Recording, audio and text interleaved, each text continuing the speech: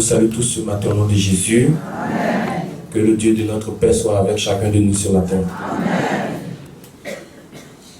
Vous voyez, de jour en jour, nous découvrons Dieu, nous nous approchons de Dieu.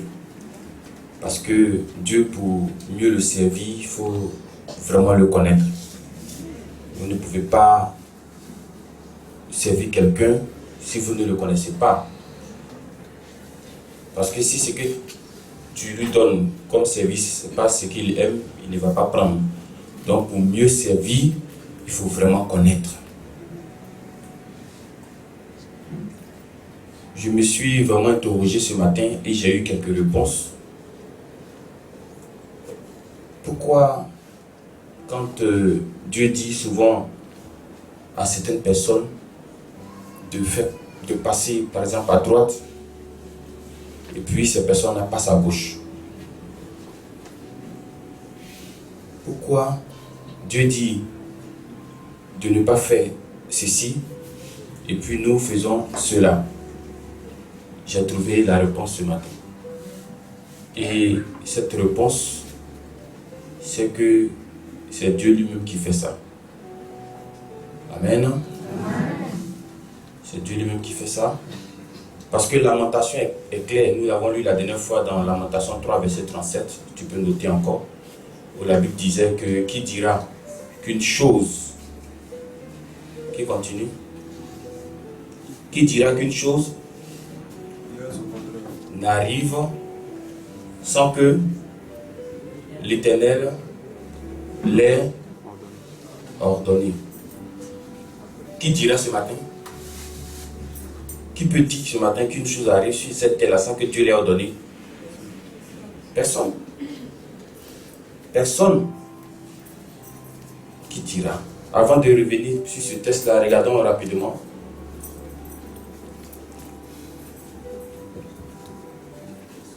Dans Ecclésiaste 7, verset 14. Ecclésiaste 7, verset 14. Ecclésiaste 7, verset 14.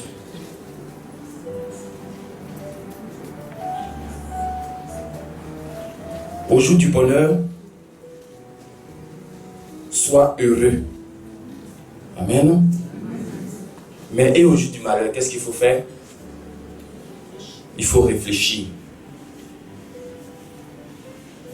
Il faut réfléchir. Maintenant, Dieu a fait quoi? L'un là, ça représente quoi? L'un là, ça représente quoi? Non, on dit au jour du bonheur, sois heureux, et au jour du malheur, réfléchis. Dieu a fait l'un comme l'autre. L'un là, ça représente quoi? C'est le bonheur. Et l'autre là, c'est quoi? C'est le malheur. Maintenant, qui a fait les deux là? C'est Dieu. Donc si il y a malheur sur toi, c'est qui? C'est Dieu. Pourquoi tu ne veux pas accepter? En fait, tu ne veux pas accepter parce qu'on t'a trop prêché un Dieu d'amour. Donc tu n'arrives pas à concevoir comment il peut mettre malheur là sur moi. Amen. Amen. Comment il peut mettre malheur? C'est Dieu d'amour, il met malheur là sur moi. Pourquoi? Frères et sœurs, Pharaon et puis son armée que Dieu a englouti dans la mer rouge là, c'est pas lui qui les a créés. Toi-même tu es en train de prier pour que ton sorcier meure là. Tu n'es plus une personne d'amour. Mais c'est Dieu, il est un Dieu d'amour, pourquoi il met malheur sur moi? Pour toi, pourquoi tu pries pour que ton sorcier meure aussi? Amen. Donc, je veux t'apprendre ce matin que le système de la terre là, c'est géré par Dieu. Et puis je vais te donner ce matin le rôle de Satan dans tout ça. Donc, je disais que, on dit par exemple, ferme ton portable. Tu dis non, tu ne fermes pas. Mais en fait, tu ne dis pas ouvertement non, tu ne fermes pas. Mais à ta grande surprise, pendant que l'homme de Dieu est en train de parler, ton téléphone sonne. Maintenant, souvent, tu dis, mais j'ai tes téléphones là. Mais comment ça arrive à sonner? Regardons ensemble dans Jean 12, verset 40. Tu vas voir la réponse. Jean 12, verset 40. On dit change. Tu dis on dit fais ceci. Tu dis non. Pourquoi? les hommes sont comme ça. Jean 12, verset 40. Lisons ensemble. Il a aveuglé leurs yeux, endurci le cœur. Qui a fait ça? C'est Dieu. Ok. De peur qu'ils ne voient des yeux, qu'ils ne comprennent du cœur, et après qu'ils ne se convertissent et que je... Donc, en un mot, si tu vois, si tu comprends, tu vas te convertir. Et puis Dieu sera obligé de te guérir. Donc, il y a des gens, Dieu ne veut pas guérir. Donc, il fait que ton téléphone là sonne. Si ton téléphone là sonne, est-ce que la salle sera à l'aise? Tu ne seras pas à l'aise. Et si on n'est pas à l'aise, est-ce que tu vas prendre la bénédiction? Tu ne prendras pas la bénédiction. Amen. Le système de la terre est géré par Dieu. C'est Job. Job a dit, attache-toi à Dieu et tu auras la paix. Amen. Parce que si tu ne t'attaches pas à lui, c'est fini. Attache-toi à Dieu. Conclusion là, ceux qui n'ont pas la paix là, ils ne sont pas attachés à Dieu. Il n'y a pas autre explication. Et quand je parle de paix, là, vous voyez ce monsieur qui dit attache-toi à Dieu puis tu auras la paix là. Il est tombé. C'est-à-dire qu'il n'avait plus rien. Vous comprenez? Il n'avait plus rien. L'argent, serviteur, même sa femme est partie. Ses enfants sont morts. Il n'avait plus rien. Donc la paix dont je vous parle ce matin, ce n'est pas le synonyme de l'argent. La paix dont je te parle ce matin, ce n'est pas le synonyme du mariage. La paix dont je te parle ce matin, c'est l'assurance que tu vas avoir aujourd'hui que Dieu est avec toi. C'est ça qui est la paix. Est-ce qu'on se comprend? Mais cet homme l'a dit, attache-toi à Dieu et puis tu auras la paix. Maintenant, quelqu'un qui passe, qui le regarde, il dit, mais toi-même là, toi-même, est-ce que tu es en paix? Parce que regarde, tu es couvert de lèpre. Tu n'as plus de femme, tu n'as plus d'enfant. Tu es pauvre. Toi, tu as la paix. Effectivement, Job a la paix. Parce que Job sait qu'il n'y a rien sur cette terre qui peut arriver à un homme sans que l'Éternel ne l'ait ordonné. Job a l'assurance dans son cœur que même si sa femme l'a abandonné, même si ses amis l'ont abandonné, l'Éternel des armées est avec lui. C'est ça qui donne la paix. Amen. La paix, ce n'est pas l'argent. La paix, ce n'est pas maison. La paix, ce n'est pas voiture. Tu peux avoir toutes ces choses et puis il y a le feu toujours derrière toi. La paix, là, c'est quand tu sais que Dieu t'a choisi. Est-ce qu'on se comprend? Vous êtes beaucoup et puis tu sais que Dieu t'a choisi. Il n'y a pas plus grande joie que ça. Il n'y a pas plus grande joie que ça. Aujourd'hui, je voulais vous expliquer pourquoi, où on dit les enfants de Dieu, là, il y a Satan qui est là aussi. Pourquoi? C'est ce que je vais vous expliquer dans Job 2, verset 1. Job 2, verset 1. Notez parce qu'on va un peu rapidement. Je lis pour vous Job 2, le verset 1. Or, les fils de Dieu vinrent un jour se présenter devant l'Éternel. Et Satan vint aussi au milieu d'eux se présenter devant l'Éternel. L'Éternel dit à Satan, d'où viens-tu?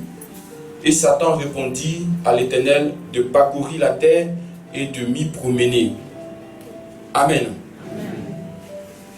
Donc déjà, je vous informe que le diable, Satan, n'est pas partout à la fois. Est-ce qu'on se comprend? Satan n'est pas partout à la fois, comme Dieu est partout à la fois. Vous voyez, Dieu est dans cette salle, pendant qu'il sera en train de guérir des gens ici. Il sera encore aux États-Unis, il sera en train de guérir des gens là-bas. Parce que si Dieu tourne sa face contre les États-Unis, il y aurait un chaos total là-bas. Donc Dieu doit être en même temps en Côte d'Ivoire, en même temps aux États-Unis, en même temps en Europe, partout à la fois. C'est comme le soleil. Il fait jour ici, non? C'est parce que le soleil a donné d'eau à d'autres nations où il fait nuit actuellement. Donc si Dieu donne d'eau à d'autres nations, ça sera le chaos là-bas. Donc Dieu, il est partout. Mais Satan ne peut pas être partout. Mais quelqu'un qui dit que je suis allé me promener. Pour se promener, il faut quitter un point A pour un point B. Quand tu sors de la maison, tu dis tu vas te promener là. Tu quittes la maison pour aller quelque part et puis tu reviens, n'est-ce pas? Est-ce que tu peux te promener dans ta paume? Non, parce que la paume est là. Tu vois, c'est ça qu'elle a. Donc Satan peut pas être partout. Il se promène, il marche. Vous voyez? Si Satan, non seulement il peut être partout, et puis il ne peut pas aussi connaître tout. Satan ne peut pas connaître tout. Satan peut te juger peut-être par rapport à ton étoile qu'il voit. Mais ce que tu seras exactement demain, il ne sait pas. Amen. Il peut te juger par rapport à ton étoile. Mais ce que tu vas être exactement là, il ne sait pas. Parce que Satan ne sait pas ce qui va se passer demain. Sinon, si c'est ce qui va se passer demain, pourquoi il va pousser Jésus à la croix? Est-ce que son objectif c'était que Jésus meure pour que le monde soit sauvé? Son objectif c'était pour qu'on ne parle plus de Jésus. Mais s'il sait ce qui va se passer demain, il ne va pas faire ça. C'est parce qu'il ne sait pas. Amen. Ce qui donne l'impression que Satan est partout là, c'est parce que dans chaque coin, Satan a un ange. Donc, enfin un ange dessus. Dans chaque coin. Et les gens lui font des points à la seconde. Vous voyez? Mais quelqu'un dit qu'il a détourné un tiers des anges de Dieu. Est-ce que Dieu a 2 anges seulement? C'est même pas 1 million d'anges. Les anges de Dieu là, vous ne pouvez pas les compter. Maintenant, imaginons qu'il a pris un tiers dedans. C'est beaucoup. Amen. Donc ça, c'était une petite parenthèse. Dieu, il est partout. Satan, il n'est pas partout. Mais il a des anges partout. C'est-à-dire, si tu vas dans l'eau, tu vas trouver l'agent du diable là-bas. Tu vas dans la forêt, encore. Va où tu veux, tu vas trouver l'agent du diable là-bas. Amen, non? Et puis, il ne sait pas aussi toutes choses. Regardez, Hérode. Pour que Hérode puisse tuer l'enfant Jésus, il dit au roi mage là, allez-y, vous informez, puis venez me dire. Vous comprenez? Mais pourquoi le diable ne lui dit pas, voici. C'est parce qu'il ne sait pas tout, il faut qu'on lui donne l'information. Dans le diable là, ce sont ces anges-là qui lui donnent les informations. Ah, il y a un tel monsieur qui a 6 pieds, bon, machin. Vous voyez? Et puis ça va rapidement. Mais Dieu, il est partout, et puis il sait tout. Il dit quand tu t'assois, il sait. Quand tu te lèves, il sait. Quand tu dors, il sait. Tu manges, il sait. Et voici que les enfants de Dieu, les fils, quand on dit les fils de Dieu, ce sont les anges. Ils sont venus se présenter devant Dieu. Et Satan aussi est venu se présenter devant Dieu. Maintenant, la grande question que moi j'attendais, c'était de dire à Satan, tu fais quoi ici? Mais est-ce que Dieu a dit à Satan, tu fais quoi ici? Quelle question il lui a posée? D'où viens-tu? Qu'est-ce que ça sous-entend? Qu'est-ce que ça veut dire? D'où viens-tu? Comment vous comprenez la chose? Expliquez-moi rapidement. Comment vous comprenez ça? Il dit à Satan, tu viens d'où? Oui? Ça veut dire que Satan a encore dans la... Il était là-bas, voilà, dans la communauté de Dieu. Voilà. Amen, non? Sinon, quelqu'un qui vient frapper pas frapper ta porte. Un enfant vient chez toi à 21h. Un enfant peut-être de 12 ans. Quand tu ne le connais pas, qu'est-ce que tu vas dire? Qui es-tu? Mais si c'est ton enfant, qu'est-ce que tu diras? D'où viens-tu? Amen, non? Donc, comprenez avec moi que Satan est la main gauche de Dieu. C'est scandalisant pour certains, mais c'est la pure vérité. Satan est la main gauche de Dieu. Quand Job devait être dans le malheur là, est-ce que c'est Dieu lui-même qui s'est levé pour aller frapper Job? Il a envoyé qui? Il dit va. Il dit va. Pour certains ici, Dieu a dit va à Satan. Va. Attaque là. Fais ça. Mais seulement que toi, ta vie là, non, on ne peut pas te toucher. Amen. C'est pourquoi moi, je suis sûr d'une chose.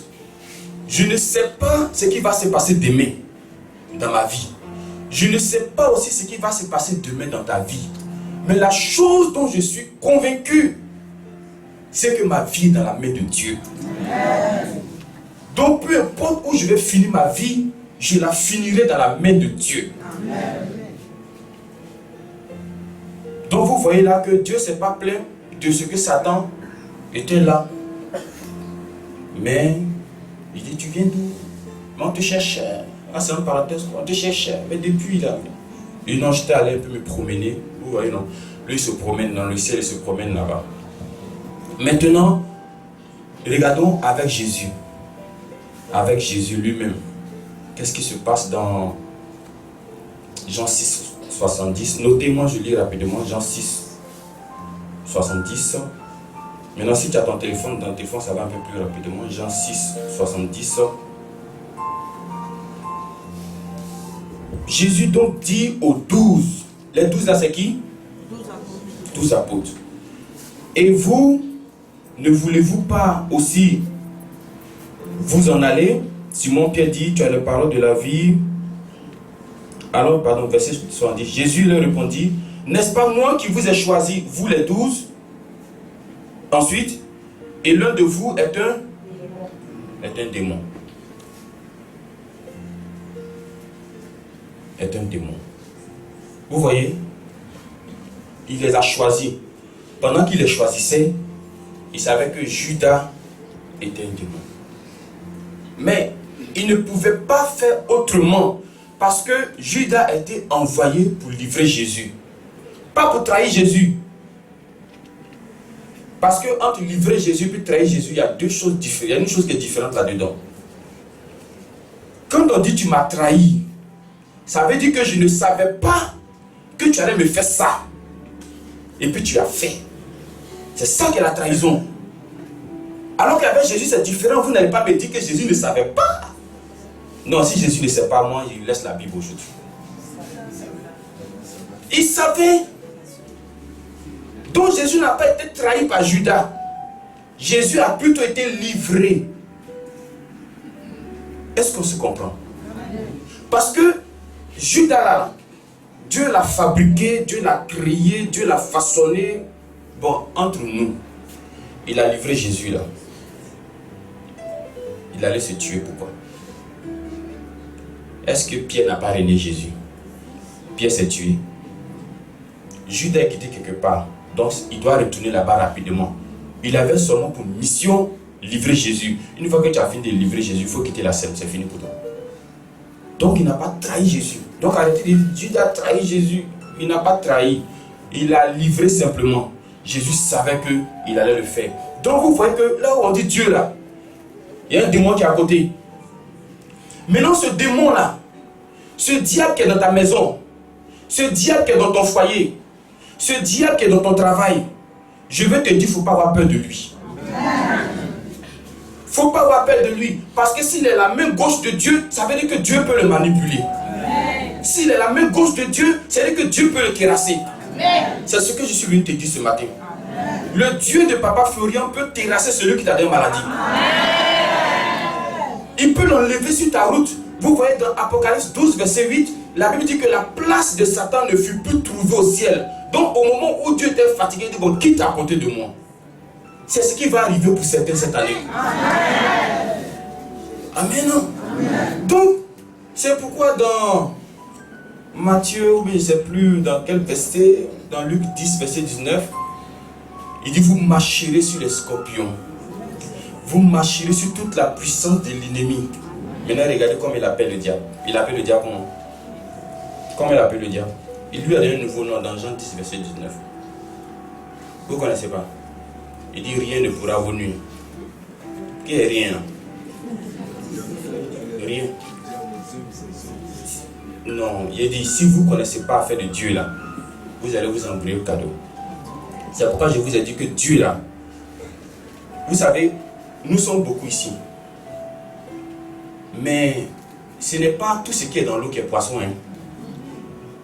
Est-ce qu'on est d'accord? Ce n'est pas tout ce que tu vas trouver dans l'eau qui est poisson. Il y a crabe là-bas aussi. Crabe pour lui, c'est dans l'eau aussi, non? C'est là-bas. Et crevette.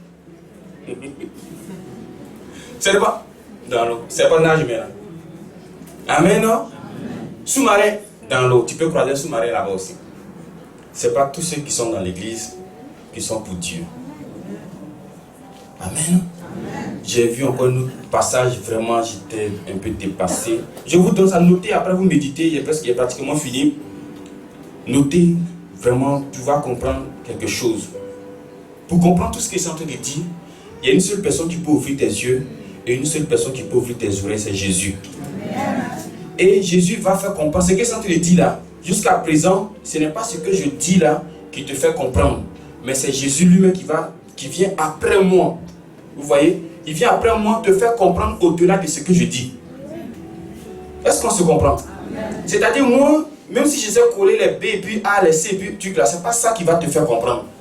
Mais après moi, comme pouvait dire Jean-Baptiste, moi je vous baptise d'eau, mais celui qui vient après moi, il vous baptisera de feu et du Saint-Esprit. Quand tu es baptisé de feu et du Saint-Esprit, tu connais ce que ça veut dire baptême des eaux. Amen. Donc c'est lui qui va t'expliquer ce que je suis en train de te dire. Regarde, je lis encore pour vous Jean 17. Toujours dans le même Jean, Jean 17, verset 9.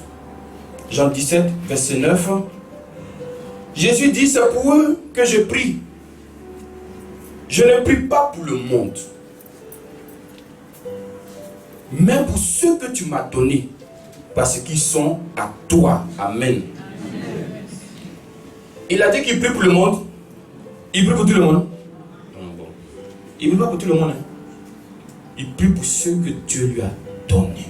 Donc si toi, Dieu t'a donné à Jésus, Jésus prie pour toi déjà. Tu n'as même pas besoin de chercher à savoir comment il faut prier, comment. Il faut laisser ça, il prie déjà pour toi. Parce que la Bible dit que souvent dans vos prières, vous ne savez pas ce que vous allez lui demander. Vous ne savez pas même comment vous allez lui parler. Bon, lui-même il dit que tu ne sais pas comment toi tu vas apprendre quelle formule de prière. Tu veux quel modèle de prière? Dis-moi, on va te donner ça tout de suite. Il n'y en a pas parce que de toutes les façons, il y a des situations que tu ne pourras pas traduire dans la prière. Il y a des trucs que tu ne peux pas. Mais lui, il prie pour toi. Jésus est assis en haut, pas pour tout le monde. Hein. Il prie pour des gens ici. C'est comme cela que vous devez comprendre un peu Dieu ce matin. Amen. Il y a encore beaucoup d'autres tests. Je voudrais dire à quelqu'un ce matin que si Dieu a décidé de te bénir aujourd'hui, si Dieu veut te guérir, si Dieu veut toucher ton mari, si Dieu veut toucher ta femme, tu ne vas rien faire et lui seul va se charger de le faire. Amen. Je veux dire que dans tout ce que tu vas faire là, il n'y a rien sur quoi tu vas t'appuyer. Tu vas dire que c'est parce que j'ai fait ça pour Dieu que Dieu a fait ça pour moi. Non, non. Parce que tout ce que nous recevons, c'est par pure grâce. Amen.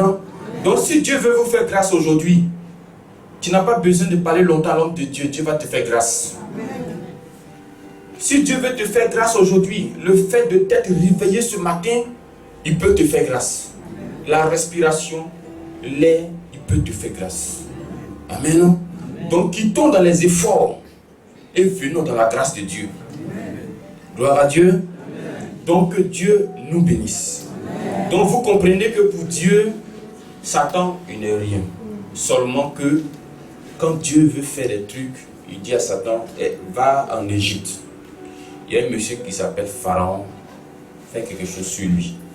Ou bien va ici, va ici, va ici. Donc tout ce que Satan fait là, je vous assure, il court d'abord, il va auprès de Dieu. Je vais faire ça dans telle ville, est-ce que tu permets? Il dit non, vas-y. Parce que de toutes les façons, eux-mêmes ne m'écoutent pas, donc il faut faire. Mais seulement que voici dans la limite de quoi tu dois faire ça. Sinon vous pensez que si Satan avait plein pouvoir sur la terre là, tant tu allais vivre encore. Quand tu vas les résister, il y a longtemps il a pris 4 d'Afrique là, ouais, Côte d'Ivoire, on dit c'est un pays béni là. Elles sont piquées, puis il a réveillé ça comme ça. Il ne peut pas parce qu'il y a une main qui l'empêche de le faire. Et cette main est sur toi ce matin. C'est la cause pour laquelle tu es dans cette salle. Amen. Vous voyez, tout ce que Dieu envoie ici là, je vous dis que c'est parce qu'il veut vous sauver. Amen. Il faut que ça soit ta paix déjà. Amen. Si Dieu ne veut pas te sauver, tu ne vas pas connaître ici. Amen. Amen. Est-ce qu'on se comprend? J'ai dit ici là, si Dieu t'envoie, c'est parce qu'il veut te sauver. Amen. Sinon, s'il ne veut pas te sauver là, tu vas passer 1000 fois devant la porte là. Tu regardes ça quand c'est joli et puis tu passes. C'est joli, tu passes. Ou bien on te parle, mais oui, après. C'est parce que le moment de Dieu n'est pas encore arrivé. Sinon, quand le moment de Dieu est arrivé là, Vous voyez, à 4 heures du matin, tu es prêt. On dit, il y a balle, ça tire, tu dis, je vais là-bas quand même. Vous comprenez? Parce que Dieu a décidé. S'il dit un mot, personne ne peut dire un autre mot. Donc laisse-le ce matin dire un mot sur ta vie. Amen. Amen, non? Donc dans tout ce que je vous ai donné comme message, je voudrais que tu deviennes maintenant ami de Jésus. Amen. Vous voyez, il y a beaucoup de relations qui nous lient avec Dieu. Il y a la relation de père à fils qui peut exister entre nous avec Dieu.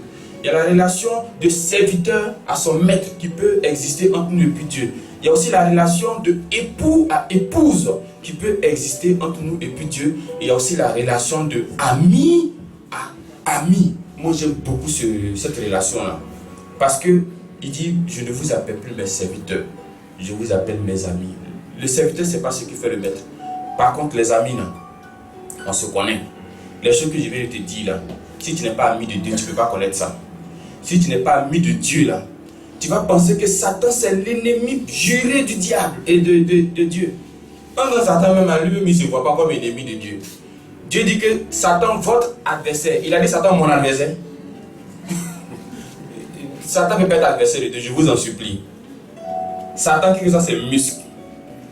Comme un pourrier qui dit, même si l'éléphant maigrit, ça, il ne peut pas porter son body. Vous voyez, Satan, quelque chose, c'est muscle. Quand tu dis, l'adversaire de Dieu, Satan, Dieu me met dans les problèmes. Je dis, toi, ton adversaire, ce n'est pas l'adversaire de Dieu. Donc, Satan, c'est notre adversaire. Ce n'est pas l'adversaire de Dieu. Il ne peut pas même se mettre. Vous voyez, quand il y a une guerre au ciel, là, Dieu a combattu. Il a assis tranquillement, puis il regarde les anges, te fait le ballon. Vous voyez, non? De travailler. Ben, si Dieu même veut se mettre dedans, c'est pas bon. Ça sera injuste, quoi. Donc, que Dieu nous bénisse. Amen. Et soit l'ami de Jésus. Amen.